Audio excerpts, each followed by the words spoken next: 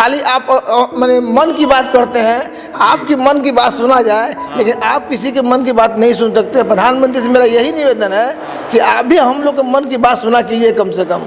Coaching नहीं चल रहा है तो शिक्षा तो बर्बाद हो ही रहा है, कोचिंग वाले बर्बाद हो रहे हैं, आगे आने वाले समय में बिहार की शिक्षा भी बर्बाद होने वाली है। हम पढ़ाते हैं, आप मेडल देते हैं सरकारी स्कूल में ले जाके, आपको पता है कि बच्चे खिचड़ी खा के पढ़ाई नहीं कर सकते हैं। वहां पे टीचर हैं लेकिन आपके टीचर वर्क नहीं कर रहे हैं। अगर इतना ही कोविड था, इतना ही कोरोना का भय था, आपने चुनाव क्यों करवाया?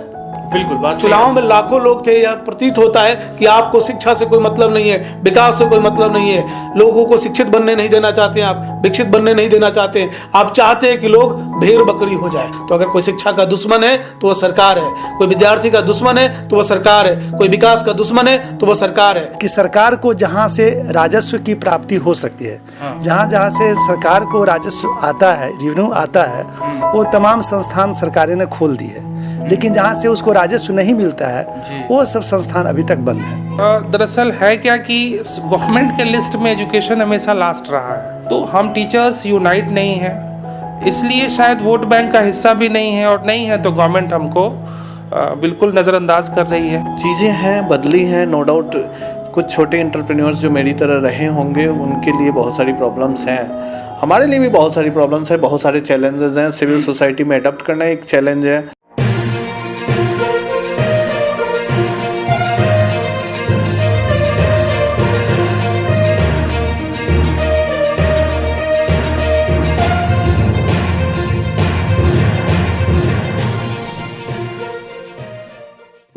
दोस्तों नमस्कार, आप देख रहे हैं छपरा पोस्ट और आपके साथ मैं हूं अभिनंदन कुमार।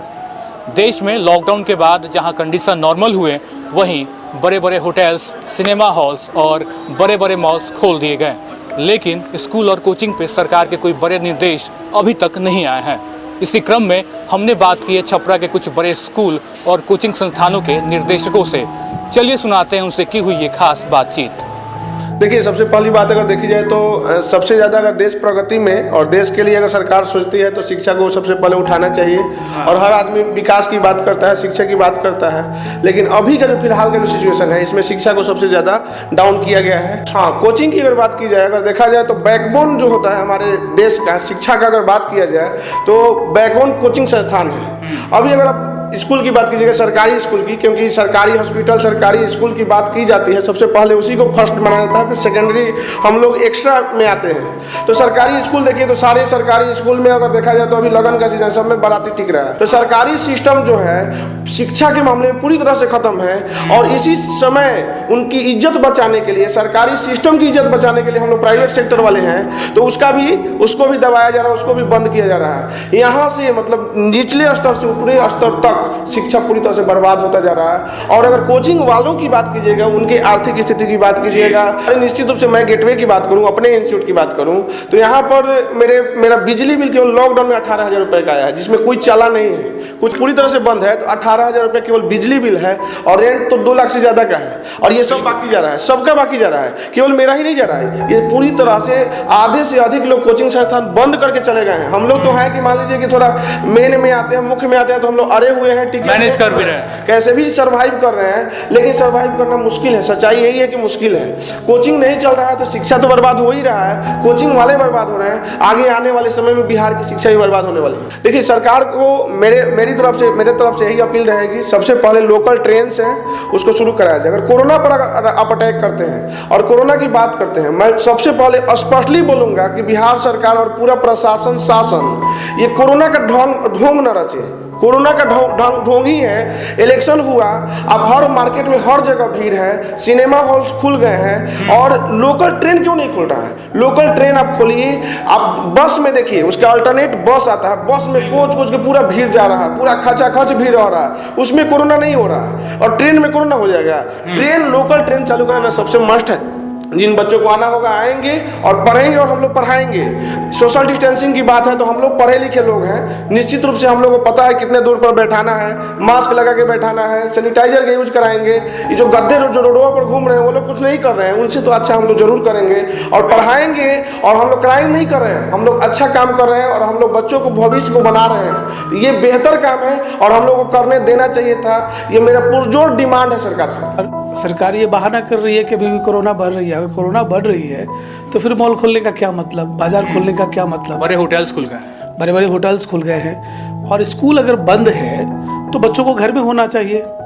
एक बहाना है कि बच्चे जो है स्कूल नहीं जा सकते, कोचिंग नहीं जा सकते, लेकिन क्या कोचिंग में पढ़ने वाले बच्चे घर में हैं? आप जाके देखिए, जितने भी मॉल्स में बच्चे मिलेंगे सब कोचिंग में पढ़ने वाले बच्चे मॉल्स में घूम रहे हैं, सिनेमा हॉल में जा रहे हैं, बाजार में घूम रहे हैं, पार्टी मना रहे हैं, और वो बिना मास्क के घूम रहे हैं, बिना सोशल डिस्टेंसिंग के घूम रहे हैं। ना कोई सैनिटाइजर है, ना कोई ऐसे लोग हैं जो उनको इंस्ट्रक्ट कर सके। तो इसका क्या मायने? इसका मतलब सीधे सीधे है कि सरकार चाहती नहीं है कि शिक्षा बेहतर हो या लोग पढ़ें, और इतना बड़ा ये लॉस होने जा रहा है जो सरकार या लोग इसको पूरा नहीं कर सकते हैं। देखिए, कहा जाता है कि आर्थिक क्षति अगर है तो उसका भरपाई हो सकता है, लेकिन अगर शैक्षणिक क्षति हो गई है, शिक्षा की क्षति हो गई है तो नहीं होगी। क्या लगता है जो बच्चे एक साल नहीं पढ़ पाए हैं वो आगे कुछ करेंगे क्या? बिल्कुल, मैं इस पे आने वाला था। जिनकी पढ़ाई एक साल रुक गई, आगे अगर वो आपके कोचिंग में भी आएंगे, क्या आप उनको बैलेंस कर पाएंगे? क्योंकि पढ़ाई तो एक साल रुक गई है। एकदम नहीं कर पाएंगे। मैं आपको बता दूं कि पूरे भारत में ही नहीं, दुनिया में कोई भी ऐसी संस्थान नहीं है जो एयरफोर्स की ट्रेनिंग देती है, ये फोर्स की ट्रेनिंग देती है, या IAS बनाती है, या डॉक्टर बनाते हैं, या इंजीनियर्स बनाते हैं। ये सब प्राइवेट संस्थान के लोग बनाते हैं। कोई भी कोचिंग्स बनाते हो, छपरा के कोचिंग वाले बनाते हो, या पटना के, या दिल्ली के, या कोटा के, ये सब कोचिंग्स वाले ही बनाते हैं। कोचिंग्स वाले क्या करते हैं कि बच्चों को तैयार करके उसके लायक बनाते हैं। आप सोचिए कि जो बच्चे आज पढ़ नहीं रहे हैं तो कल तो ब्लैंक हो गए ना। आज जिलाधिकारी के पद पे जो बैठे हुए हैं, कल ब्लैंक होगा, कौन जिलाधिकारी बनेगा? आज बच्चे पढ़े ही नहीं तो कल का कोई जिलाधिकारी नहीं होगा, कल का कोई CDPO नहीं करेगा, कोई मुख्यमंत्री नहीं होगा, कोई MLA नहीं होगा, कोई शिक्षा मंत्री नहीं होगा। जितने भी माननीय पद पे या पदाधिकारी के रूप में या अधिकारी के रूप में बैठे हैं लोग, चाहे वो इलेक्टेड हो या सेलेक्टेड, उस पद पे शिक्षित लोग नहीं जाएंगे। क्यों नहीं जाएंगे? शिक्षा गड़बड़ हो रही है, क्योंकि ध्यान ही नहीं है। लोगों का ध्यान होना चाहिए, पेरेंट्स का ध्यान होना चाहिए, शिक्षकों के प्रति, विद्यार्थियों के प्रति। हाँ, मैं मानता हूँ कोविड-19 एक बहुत बड़ी जिम्मेवारी है लोगों को कोविड-19 से बचाने की और बचने की भी, हम सब कहते भी हैं। तो क्या लगता है कि शिक्षक बुद्धिजीवी नहीं है? वो जानते हैं कि कैसे फिजिकल डिस्टेंसिंग में रहा जाता है, कैसे सोशल डिस्टेंसिंग में रहा जाता है, कैसे मास्क का प्रयोग, जो ट्रेनर है, जो ट्रेन करेगा, बताएगा, वो बता सकता है। लेकिन आप देख लीजिए, सारे बच्चे घर में रहने के बजाय बाहर। हाँ, एक बात तो जरूर हुई, अगर सरकार कहते हैं कि डिजिटल स्टडी की, तो जिस देश में फोन पे बात करने के लिए 4 बार कट होता है, नेटवर्क कट जाता है, उस देश के बच्चे क्या वो ऑनलाइन क्लासेस कर पाएंगे? तो पहली समस्या ये है। दूसरी समस्या ये होती है ऑनलाइन क्लासेस की कि अगर कोचिंग वाले सेटअप कर दिए, वाईफाई वो पढ़ा रहे, लेकिन क्या इतनी हालात अच्छी है पेरेंट्स की कि एक घर में 4 बच्चे हैं तो 4 मोबाइल खरीद सके? और अगर, हाँ, और खरीद सके तो चारों को 4-4 GB का डेटा रोज दे सके, इतने पैसे खर्च कर सके? नहीं है। ये सरकार बहाना कर रही है। सरकार चाहती ही नहीं है कि शिक्षा हो, क्योंकि जब तक शिक्षा नहीं होगा तब तक कोई हमसे नौकरी नहीं मांगने आएगा। नौकरी है नहीं सरकार के पास। अगर इतना ही कोविड था, इतना ही कोरोना का भय था, आपने चुनाव क्यों करवाया?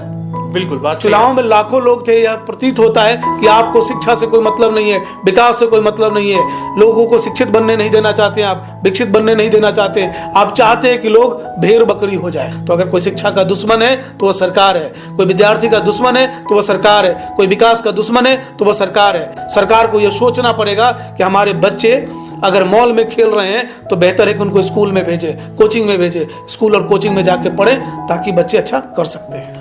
जहाँ जहाँ स्कूल खुले वहाँ इनसिक्योरिटी का माहौल रहा। बेसिकली अब आप देख लो, अम्बाला के कुछ स्कूल्स खुले थे, उसके बाद रेवाड़ी के कुछ स्कूल्स खुले थे, कुछ ही दिनों में वो इन्फेक्टेड होने लगे। गवर्नमेंट किसी भी तरह से इन चीज़ों पे रिस्क नहीं लेना चाहती, स्पेशली छोटे बच्चों, प्राइमरी स्कूल्स में गवर्नमेंट का बहुत ज़्यादा रोल नहीं है। पेरेंट्स खुद भी नहीं ले। मैं पिछले 1 साल से जब मेरे स्कूल ओपन नहीं हो पाया, physically we could not interact with the boys, तो ऐसे में हमने स्टार्ट किया कि हम एक ऑनलाइन प्रोसेस शुरू करते हैं, as everybody has done. But I don't think कि बहुत ज़्यादा पेरेंट्स ने हमें रिस्पॉन्स किया। इससे क्या हुआ कि हम उस इन्वायरमेंट को एडप्ट करने में भी पीछे हैं। लाइक बड़े स्कूल्स जो हैं उन्होंने बहुत अच्छा इंफ्रास्ट्रक्चर बनाया, एनी हाउ वो थोड़ा बहुत सक्सेसफुल हो गए, यू कैन नॉट से कि बहुत ज़्यादा सक्सेसफुल है। सर बात करते हैं आपके स्कूल पे, चूँकि जनवरी में आपने ओपनिंग सेरेमनी रखी थी।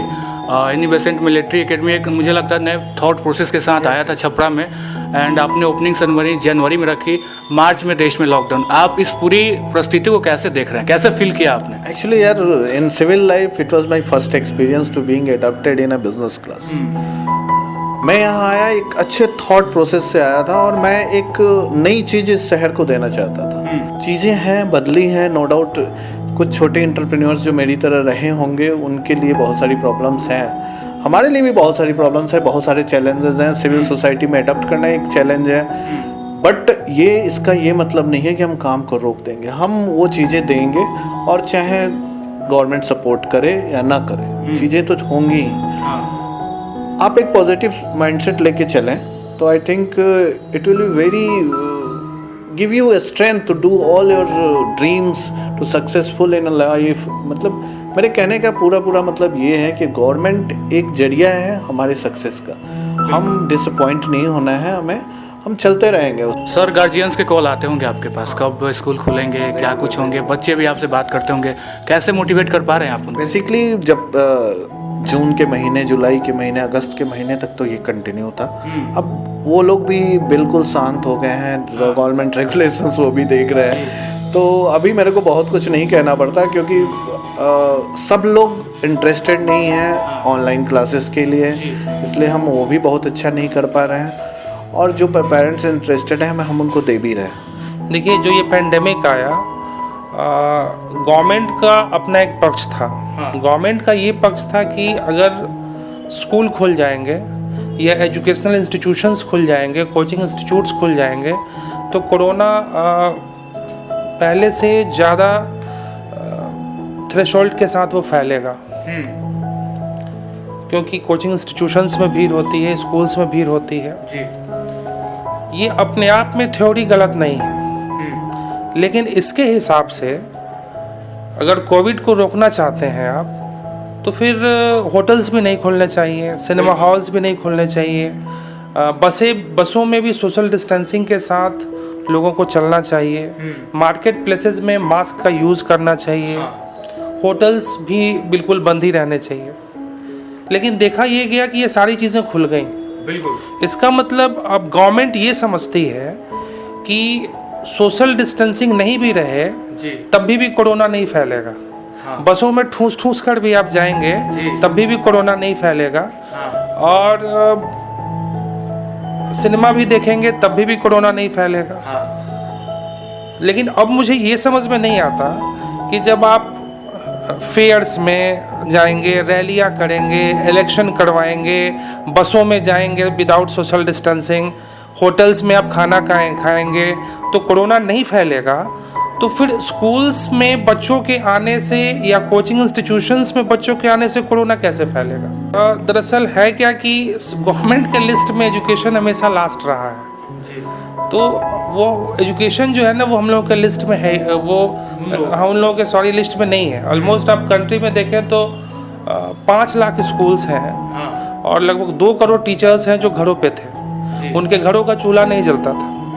और टीचर्स के साथ परेशानी क्या है कि वो बेचारा, कोई भी टीचर कितना अर्न करता है, छोटे शहरों में 10,000, 15,000, 20,000 अर्न करने वाले टीचर्स हैं, लेकिन सोसाइटी को जो है ना इन टीचर्स की चिंता नहीं है।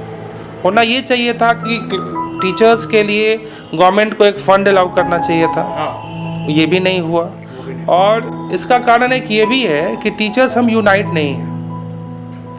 ये आप ज़्यादा जब शिक्षित हो जाते हैं ना तो आप में एकता नहीं रहती, तो कोई एक फोरम नहीं बना जिससे हम टीचर से आवाज़ उठा पाए। सब लोग कहते हैं कि नहीं, ये स्कूल्स खुलने चाहिए, सोशल डिस्टेंसिंग के साथ हम लोग स्कूल चला सकते हैं, 9, 10, 11, 12 चल भी रहा है, लेकिन कोई प्लेटफॉर्म नहीं बना। तो हम टीचर्स यूनाइट नहीं हैं, इसलिए शायद वोट बैंक का हिस्सा भी नहीं है, और नहीं है तो गवर्नमेंट हमको बिल्कुल नज़रअंदाज कर रही है। सरकार की रवैया जो शिक्षा के प्रति है बहुत लापरवाही टाइप की है।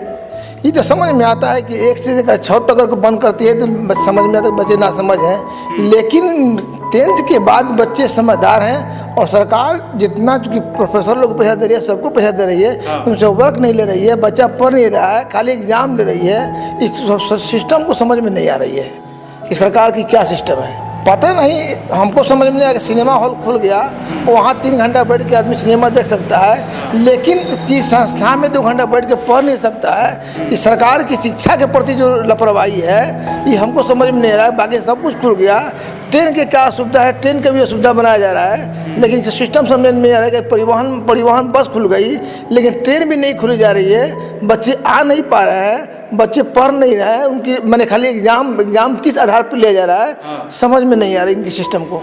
क्या ऑनलाइन उनका संविधान चल सकता है? तो चला क्यों नहीं देखते हैं अपने संविधान को? ऑनलाइन पढ़ाने के लिए तो कर देते हैं, लेकिन जब अपना सिस्टम जब आता है, जब चुनाव आता है, तो चुनाव ऑनलाइन काहे नहीं कराए? क्या आदमी यहाँ पढ़ा लिखा नहीं है? जब जानते हैं कि मैंने ऑनलाइन भी चुनाव हो सकते हैं तो ऑनलाइन चुनाव कराइए।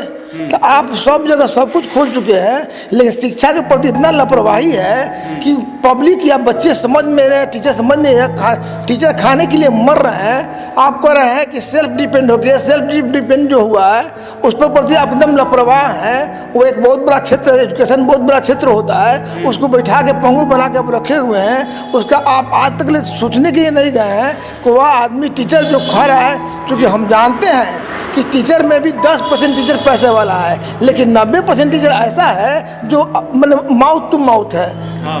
तो इस तरह की सरकार को लापरवाही, 2 पैसा दी नहीं है, उसको कुछ दिया नहीं है, वो अपना कोचिंग बंद करके बैठा हुआ है। अब टेंशन में इस बात की है कि अगर खुलता है तो 10 महीना 12 महीना का हम किराया कहाँ दे देंगे? प्राइवेट के प्रति सरकार की इतनी उदासीनता है कि आज तक ले सरकार ने इस चीज़ को नहीं बताया कि आखिर इतना बड़ा जो तबका होता है हिंदुस्तान में प्राइवेट टीचर का, उसको हमने क्या किया है। आपने गरीब के लिए तो मान लो 5 किलो आटा चावल दे दिया, लेकिन क्या कभी उन लोगों के मध्यम परिवार के बारे में सोचा है कि वो लोग जी रहे हैं कि मर रहे हैं, किस स्थिति में है? खाली आप मैंने मन की बात करते हैं, आपकी मन की बात सुना जाए, लेकिन आप किसी के मन की बात नहीं सुन सकते। प्रधानमंत्री से मेरा यही निवेदन है कि आप भी हम लोग के मन की बात सुना कीजिए कम से कम। देखिए, इसके 2 पहलू मेरी समझ से। एक पहलू तो ये है कि सरकार को लगता है कि जितनी चीज़ें खुली हैं अभी, जैसे होटल खुल गया, मॉल खुल गया, ट्रेनें चलने लगी, लेकिन वहाँ जाने के लिए आप बाध्य नहीं हैं। अगर रेस्टोरेंट है या होटल्स हैं तो वहाँ जाने के लिए आप बाध्य नहीं हैं कि आप जाएं ही, मार्केट में जाएं ही या ट्रेन पे चढ़ें ही। लेकिन बच्चों के अगर विद्यालय सरकारें खोल देती हैं तो बच्चों को वहाँ जाना बाध्यता हो जाएगी, और ऐसी स्थिति में कोरोना के संक्रमण के बढ़ने का खतरा तो निश्चित है। और सरकारें निश्चित तौर से चाहती हैं कि हम अपनी जनता की भलाई के लिए काम करें। ये तो एक पहलू है जो सरकार सोचती है। लेकिन मेरी एक और भी सोच है, और ये सोच ये है कि मैं समझता हूँ कि जो समाज में जितने भी लोग हैं उनमें सबसे ज़्यादा लोगों को कोई अगर गाइड करता है तो शिक्षक ही करते हैं। मुझे लगता है कि कहीं ना कहीं सरकार पूर्वाग्रह से ग्रसित है, क्योंकि सरकारी विद्यालयों में सारे कार्य उसके हो रहे हैं। यहाँ तक कि परीक्षाएं आयोजित हो रही हैं, फॉर्म फिलअप हो रहे हैं, एडमिशन्स हो रहे हैं। तो ऐसी स्थिति में जब सारे कार्य हो रहे हैं तो निजी महाविद्यालय या निजी विद्यालय में भी सारे काम किए जा सकते हैं कि सरकार को जहाँ से राजस्व की प्राप्ति हो सकती है, जहाँ जहाँ से सरकार को राजस्व आता है, रेवेन्यू आता है, वो तमाम संस्थान सरकारें ने खोल दी है। लेकिन जहाँ से उसको राजस्व नहीं मिलता है वो सब संस्थान अभी तक बंद हैं। तो मुझे लगता है कि कहीं ना कहीं सरकार ऐसी स्थिति में हम लोगों के साथ, यानी कि जो निजी विद्यालय, महाविद्यालय या कोचिंग संस्थान के लोग हैं, उनके साथ अनदेखी ही नहीं, कहीं ना कहीं उनके साथ पक्षपात भी कर रही है या दोहरे चरित्र को दर्शा रही है। लेकिन सरकार बहुत चालाक है। सरकार चालाकी में ये करेगी कि बच्चे को पता ही नहीं चलेगा कि उसको ज्ञान नहीं हुआ, इसलिए वो करेगी ये कि सिलेबस कम कर देगी और कम करके क्वेश्चंस पूछ लेगी, या कुछ इतने आसान क्वेश्चन दे देगी कि आप आसानी से पास हो जाए। क्योंकि आसानी से जब आप पास हो जाएंगे तो आपको पता ही नहीं चलेगा कि हमको कितने ज्ञान की जरूरत थी, फिर कोई सवाल रह नहीं जाता है। तो मुझे लगता है मिला जुला कर कि सरकार बहुत चालाकी के साथ इस समस्या से निपटने की कोशिश कर रही है, जो बच्चों के लिए बहुत घातक है। देखिए, एक सीबीएसई एफिलिएटेड स्कूल के प्रिंसिपल होने के नाते हमें इस प्रश्न का जवाब देने में 2 दुविधाएं हो रही हैं। कुछ दुविधाएं हैं। पहला कि अभी तक लोगों का ये ओपिनियन होता था पेरेंट्स का कि हम कम खाएंगे लेकिन अपने बच्चों को पढ़ाएंगे। लेकिन इस कोविड में उन लोगों की ओपिनियन चेंज हो गई है अब वो कह रहे हैं कि अभी हम बच्चों को नहीं भेजेंगे जब तक कि कोई दवा नहीं आती है। अच्छा। इसमें दो बातें हैं। फिर वो क्या है कि यदि हम कहते हैं कि बच्चों को स्कूल भेजा जाए, हाँ। तो प्राइवेट स्कूल पहले ही से लोगों के दिमाग में है कि केवल पैसे के लिए काम करता है। अच्छा। तो ये मैं आपको बता दूं कि हमारे स्कूल में बच्चों को पढ़ाया जा रहा है, ऑनलाइन पढ़ाया जा रहा है। ऑनलाइन अगर नहीं पढ़ाया जाए तो पेरेंट्स कह रहे हैं कि सर क्यों नहीं पढ़ाया जा रहा है। देखिए, सरकार तो परेशान है, डिफरेंट प्रॉब्लम से परेशान है। हमको नहीं लगता कि सरकार कोई रिस्क लेना चाहती है। जो पब्लिक, जिस पेरेंट्स की हम बात कर रहे हैं, जब तक बच्चे घर में हैं सेफ हैं, नो डाउट सेफ हैं। हाँ। अगर किसी बच्चे को कोई इन्फेक्शन होता भी है तो उसका जो क्लेम है वो पेरेंट्स के ऊपर जाएगा। लेकिन जैसे ही गवर्नमेंट अनाउंस करेगी कि स्कूल ओपन हो गया, उसके बाद कोई बच्चा इन्फेक्टेड होता है तो उसका क्लेम जो है सीधे गवर्नमेंट के ऊपर आएगा। बिल्कुल। अगर कोई स्कूल मैनेजमेंट अपील करती है गवर्नमेंट से कि भाई स्कूल को ओपन किया जाए, और उस मैनेजमेंट के अपील पर या एसोसिएशन के अपील पर स्कूल को ओपन किया जाता है, और फिर कोई बच्चा इन्फेक्टेड होता है तो फिर वो क्लेम आ जाएगा एसोसिएशन के ऊपर। सब लोग बचना चाह रहे हैं, गवर्नमेंट बचना चाह रही है, स्कूल एसोसिएशन बचना चाह रहे हैं, पेरेंट्स बचना चाह रहे हैं, जिसके चलते ये बंद है। कि आप हमें बताइए या इसका एक सर्वे कर लिया जाए कि बिहार की एजुकेशन में जो प्राइवेट ये इंस्टीट्यूशंस हैं, कोचिंग है, उसका कंट्रीब्यूशन है कि नहीं है। पढ़ाता आकाश इंस्टीट्यूट है और आप अपनी पीठ ठोकते हैं कि हमारे स्कूल से बच्चा पास किया है। हम पढ़ाते हैं, आप मेडल देते हैं सरकारी स्कूल में ले जाके। आपको पता है कि बच्चे खिचड़ी खा के पढ़ाई नहीं कर सकते हैं।